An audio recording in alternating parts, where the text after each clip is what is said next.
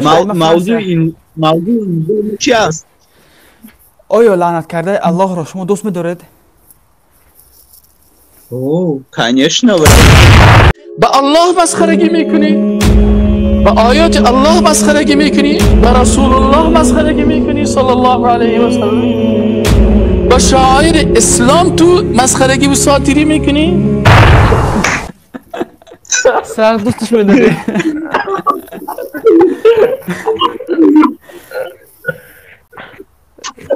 سخت دوستش می‌داری؟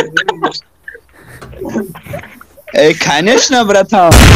اینا خوب گوش بگیره، یا آیت قرآنه اینا گوش بگیره. کسانی که سر قرآن، سر دین، سر ثقافت اسلامی، سر مدارس اسلامی، سر مساجد اسلامی، سر علمای اسلامی، سر خطبای اسلامی، سر از اینا این چی میگه؟ رشخند میزنه.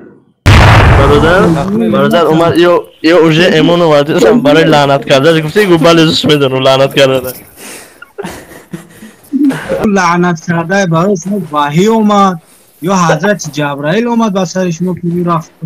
وحی چی معنی داره برادر؟ وحی چی معنی داره؟ وحی SMS. بعد از ایمانت کافر شد. به خاطر چی کافر شد؟ به خاطر استهزاء و مسخرگی. برادر کلمه شهادت هم گفت. بیار یار.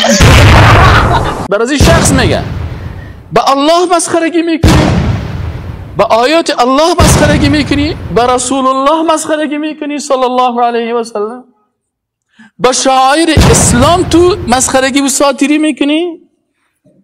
بالله و آیاته و رسوله کنتم تستهزئون لا تعتذروا، عذر نکنید، عذرتان قبول نمیشه.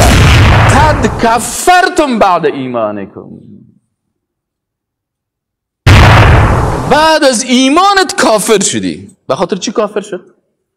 به خاطر استهزاء و مسخرگی. کلمه شهادت هم میگم دیار ارج گفته